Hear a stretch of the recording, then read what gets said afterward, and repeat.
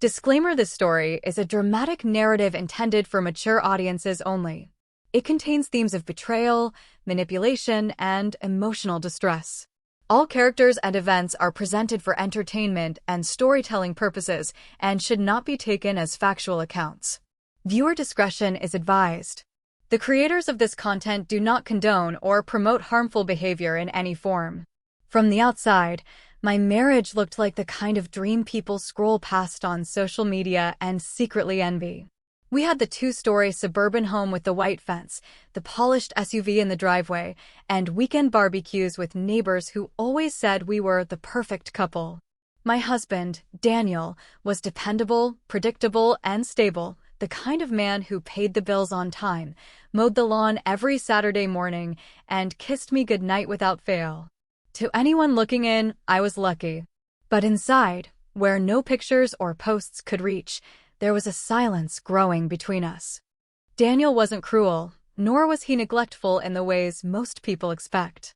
His presence was there, constant but unchanging, like a piece of furniture you never move but stop noticing. He had his friends, two men he had known since college, Marcus and Sean. They were the type who could light up a room with their confidence, always laughing a little too loud, drinking a little too much, and making jokes that leaned dangerously close to inappropriate. Whenever they came around, I could feel their eyes linger, a second too long, a glance too heavy, as if testing how far they could go without being caught.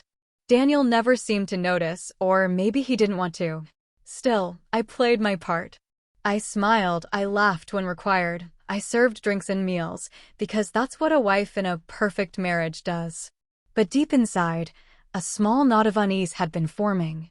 It wasn't just about his friends, it was about the role I had been reduced to: a hostess, a symbol, something to showcase in his life, rather than someone to truly share it with.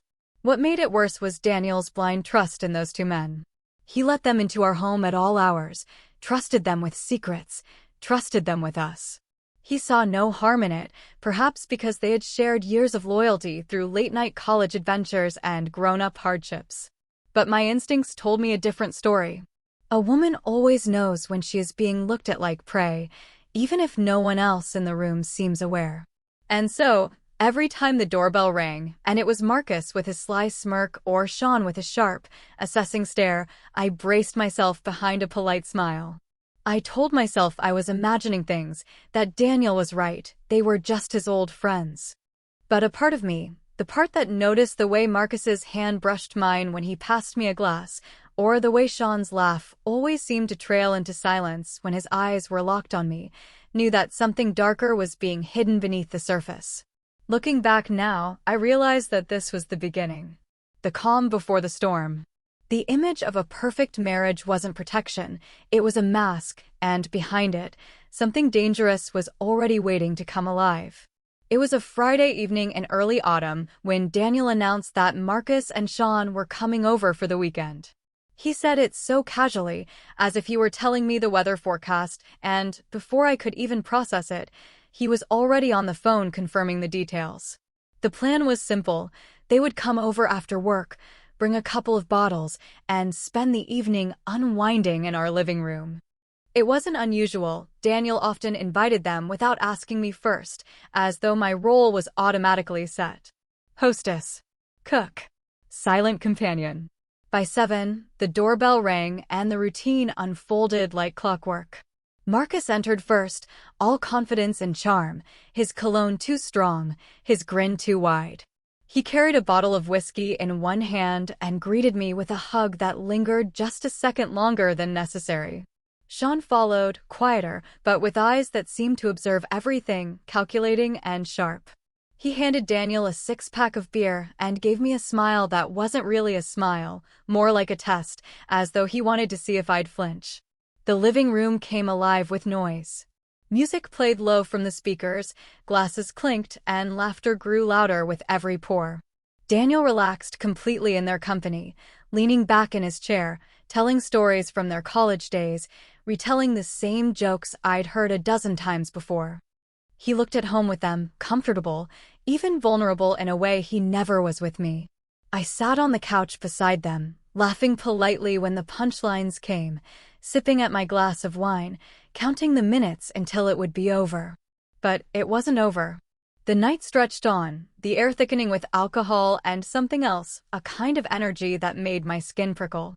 The jokes shifted from harmless to suggestive, comments sliding just close enough to cross a line but pulled back at the last second, so no one could accuse them of impropriety.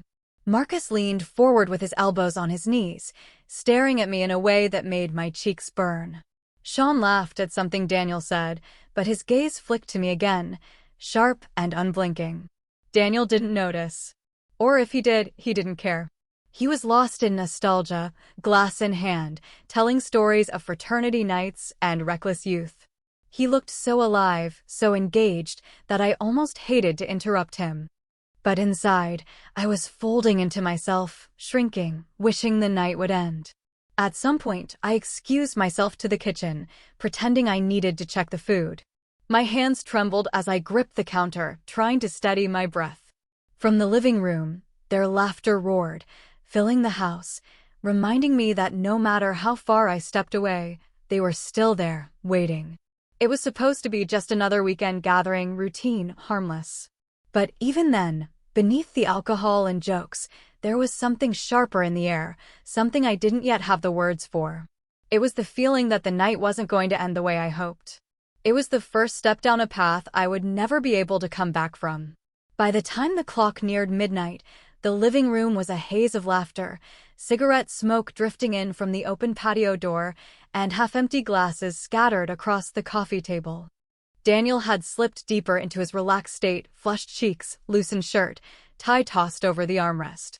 He was never a heavy drinker, but around Marcus and Sean, he always tried to keep pace. I could see it in the way his eyelids grew heavier, the way his words slurred just slightly as he recounted yet another memory from their college years. I knew what was coming even before it happened. I had seen it before. Daniel, lulled into a haze by alcohol and comfort, retreating upstairs to the bedroom long before the night was over. Sure enough, after one final laugh, he stretched his arms, yawned, and announced he was calling it a night. His friends booed him playfully, mocking him for being too old to stay awake. Daniel laughed along, stumbling as he stood, before leaning over to kiss me on the cheek. "Don't let them keep you up too long," he said with a half-smile, his words more careless than he realized. And just like that, he disappeared up the stairs, leaving me alone with them. The shift in the room was immediate. The laughter died down to a low hum, the kind of silence that feels heavier than noise. Marcus poured himself another glass of whiskey, the liquid splashing against the rim as though even the bottle was trembling. Sean leaned back, stretching his arms across the back of the couch, his eyes never leaving me. I tried to keep the atmosphere casual, forcing a smile as I asked if they needed anything else. But the words came out thin, fragile, as though I had already lost control of the room. "Nah," Marcus said, swirling the amber liquid in his glass. "We've got everything we need right here." His eyes flicked toward me, deliberate, unashamed. I laughed nervously, hoping to dismiss the weight of his words. I told myself to wait it out, that Daniel would be asleep soon, that I could excuse myself without suspicion. But the clock seemed to tick louder, slower, each second dragging like a warning. Sean finally spoke, his voice calm, almost soft, but it cut through the silence like a blade. "He trusts us, you know." His gaze sharpened as he leaned forward. "More than anyone." The words made my stomach twist. They weren't random. They weren't harmless. They were calculated, a reminder, or perhaps a threat. I felt my pulse quicken, my palms damp against the wine glass I held too tightly. I wanted to go upstairs, to wake Daniel, to demand that he send them away. But I hesitated. Something about his carefree smile before he went to bed echoed in my mind. He was too comfortable, too blind, too trusting. He had left me there, knowingly or unknowingly, with two men whose intentions no longer felt like guesses, they felt like inevitabilities. The laughter that returned after his absence wasn't the same. It was sharper, closer, charged with something dangerous. And in that moment, I understood, the night was no longer about friendship or gatherings. It was about how much Daniel didn't see or didn't want to see. The moment Daniel's footsteps faded upstairs, the air in the living room thickened. The laughter from minutes ago had drained out, replaced by a silence that felt deliberate, as if Marcus and Sean were waiting for me to notice it. My pulse quickened, and I shifted uneasily on the couch, forcing myself to glance at the clock on the wall. It was past midnight, the kind of hour where excuses should have been easy. I need to sleep, or it's late, let's wrap this up. But when I opened my mouth to speak, Marcus cut me off with a grin that didn't reach his eyes. "Come on, one more drink," he said, already reaching for the whiskey. His voice had a weight to it, a command hidden beneath the casual tone. He poured generously, sliding the glass toward me, his fingers brushing against mine as if daring me to pull away. I hesitated. Sean watched from the other end of the couch, his expression unreadable, but his eyes never left me. The silence stretched too long, so I lifted the glass and took a sip, if only to break the tension. The burn of the liquor down my throat didn't steady me, it made my hands shake harder. That was when Marcus leaned in closer, his voice dropping low. "You're beautiful, you know that?" The words hit me like a slap. Not because I hadn't heard them before, but because of the way he said them with certainty, as if it wasn't a compliment but a declaration of what he believed he was entitled to. I shifted back, shaking my head. "Marcus, don't," but Sean interrupted, his voice calm, controlled, almost chilling in its steadiness. "He's asleep, you know. Out cold. You saw him. He won't wake up." The room tilted. It wasn't just the alcohol. It was the realization of where this was heading. My body froze, caught between disbelief and fear. I wanted to stand, to leave, to go upstairs and lock myself beside my husband. But Marcus was already too close, his hand grazing my thigh, his smile wide and cruel. "Relax," he murmured, as if his touch was something I should welcome. I shoved his hand away, my voice sharper than I intended. "Stop. This isn't funny." For a moment, the mask of humor dropped from both their faces. Sean's gaze hardened, and Marcus's smile twisted into something darker. They weren't joking. They weren't testing boundaries anymore. The game had shifted, and I was at the center of it. I stood abruptly, setting my glass down with trembling hands. "I'm going upstairs," I said, my voice barely steady. But Marcus blocked my path, his body rising to tower over me. Sean stayed seated, his calm demeanor somehow more terrifying than aggression. "You really think he'd believe you?" Sean asked softly, almost kindly. "You think Daniel would ever choose your word over ours?" The implication cut deeper than their touch. It wasn't just about the moment, it was about the power they knew they held. My husband's blind trust in them was their weapon, and they knew it. In that instant, I realized the line had already been crossed. There was no going back to laughter, no pretending this was harmless. The night had shifted into something irreversible, and I was trapped inside it. The weight of Marcus's body in front of me was suffocating. I felt the walls of our living room closing in, the familiar furniture around me suddenly transformed into bars of a cage. My husband's soft, rhythmic snores drifted faintly from upstairs, each one a cruel reminder of how close he was, and yet how impossibly far from saving me. Marcus moved first. His hand gripped my wrist, firm, unyielding, and though I struggled, his strength overpowered mine with frightening ease. His grin wasn't playful anymore, it was hungry, shameless. He leaned close enough that I could smell the whiskey on his breath, a sickening mix of alcohol and arrogance. Sean didn't move right away. He sat there, watching, his eyes locked on me like a predator studying prey, waiting for the perfect moment. When Marcus finally pulled me back down onto the couch, Sean's calm voice broke the silence. "Take it easy," he said, but it wasn't directed at Marcus, it was at me. As if I were the one who needed calming, as if this were somehow inevitable. Tears stung my eyes, but I bit them back, choking on a mix of rage and helplessness.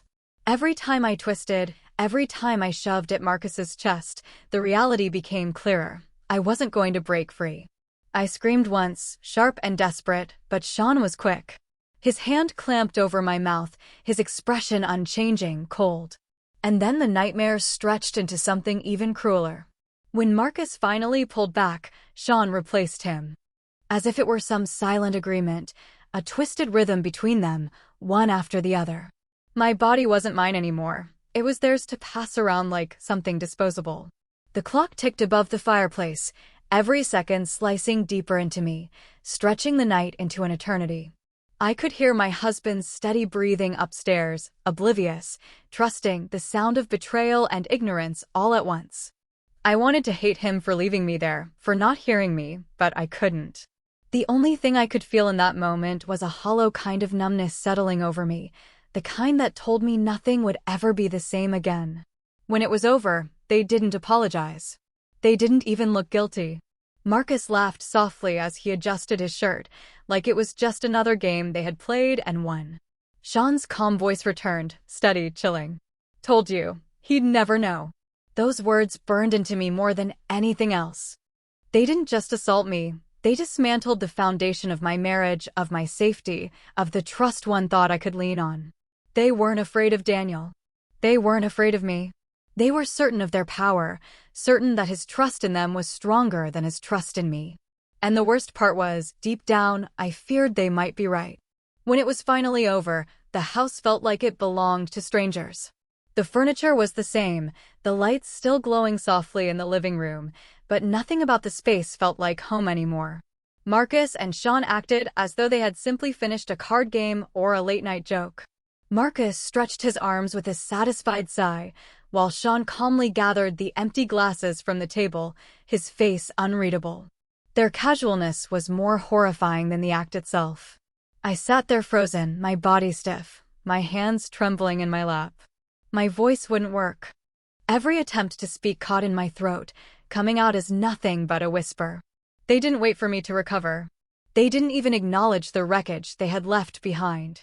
Instead, Marcus patted my shoulder, almost playfully, as though I were a child who had been stubborn but eventually understood.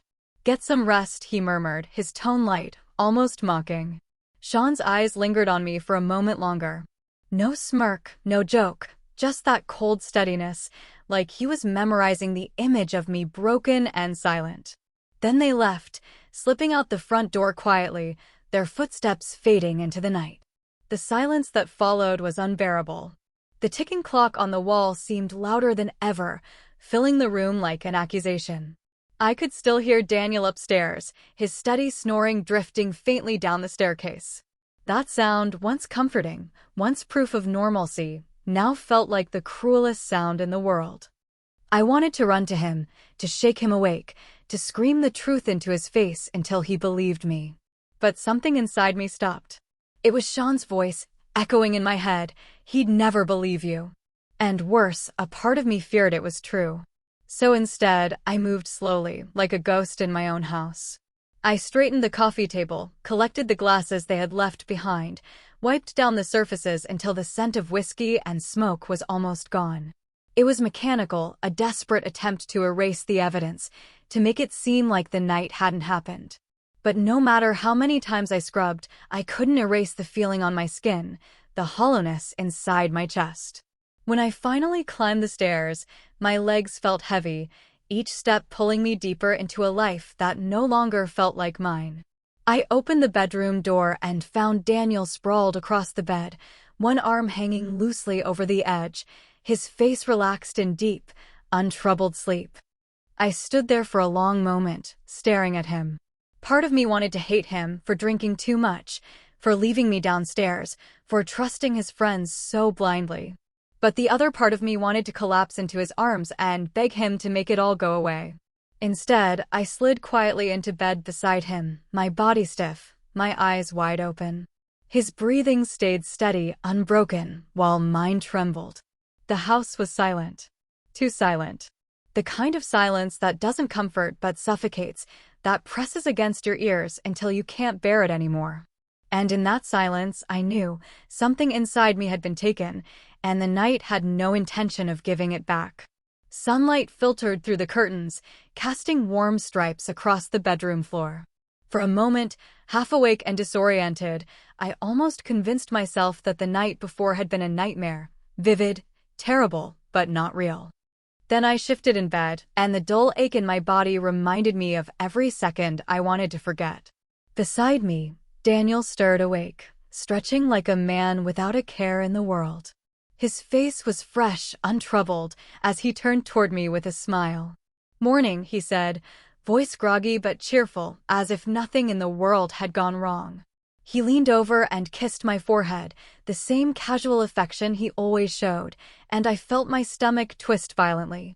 I mumbled a reply, my voice thin, and slipped out of bed to head downstairs. The smell of last night's whiskey still clung faintly to the air, though I had scrubbed and cleaned until nearly dawn. I busied myself in the kitchen, pulling out eggs, bread, anything to distract my hands from shaking. Daniel followed a few minutes later, humming softly, his phone in one hand as he scrolled through notifications. "They left early, huh?" he asked, settling into a chair. His tone was light, easy, like it was perfectly normal that his friends had come and gone in the middle of the night. I froze at the stove, spatula hovering midair. "Yeah, I forced out, they left." He chuckled. "Figures. They've always been like that. Never say goodbye properly." He went back to scrolling his phone, tapping quickly, smiling to himself at something he read. I caught the faint buzz of a message arriving, and instinctively, I glanced over his shoulder when he set the phone down. On the screen, their group chat was still open. A recent message from Marcus glared back at me. "Great night, bro. You always know how to take care of us." My blood turned cold. My fingers tightened on the spatula until it almost slipped from my grip. Daniel didn't notice, or maybe he pretended not to. He just grinned, typing back a quick reply, before looking up at me with that same unbothered warmth. "You okay? You look pale," he said. I forced a smile, swallowing down the rage, the nausea, the scream clawing at my throat. "I didn't sleep well," I lied. He nodded sympathetically and went back to his phone, completely unaware or deliberately ignoring the storm raging inside me. Every word he spoke, every casual movement, felt like betrayal layered on top of betrayal. It wasn't just what had happened downstairs. It was the possibility that he knew. That maybe he had always known. The kitchen filled with the clatter of dishes, the scrape of forks, the mundane sounds of morning. To him, it was an ordinary Saturday. To me, it was the cruelest kind of horror, the realization that my world had shattered, and yet to everyone else, it looked perfectly intact. The rest of that Saturday unfolded like any other, at least on the surface. Daniel mowed the lawn, came back inside for lunch, and later flipped through channels while lounging on the couch. He was steady, predictable, unshaken. If there was a shadow of guilt anywhere in him, I couldn't find it. And maybe that was the most terrifying part of all. I moved through the day like a ghost, drifting from room to room, every corner of the house whispering reminders of the night before. The couch where Marcus had laughed. The spot on the floor where Sean had stood, watching me with those unblinking eyes. Even the clock on the wall ticked louder than usual, marking each second as if it were demanding I face what had happened. When evening came, I sat at the dining table with Daniel. He poured me a glass of wine, smiling, talking about plans for the week ahead. His words barely registered. My eyes kept flicking toward his phone, lying face down on the table. I wondered if Marcus or Sean would message again. If Daniel would smirk the same way. I wanted to ask him. I wanted to scream across the table, to demand, "Did you know? Did you hear me? Did you let it happen?" The questions burned inside me, pressing against my chest like 1,000 knives. But each time I opened my mouth, the words strangled themselves before they could escape. Because the truth was, I didn't know what would hurt worse, if he admitted he knew, or if he truly didn't.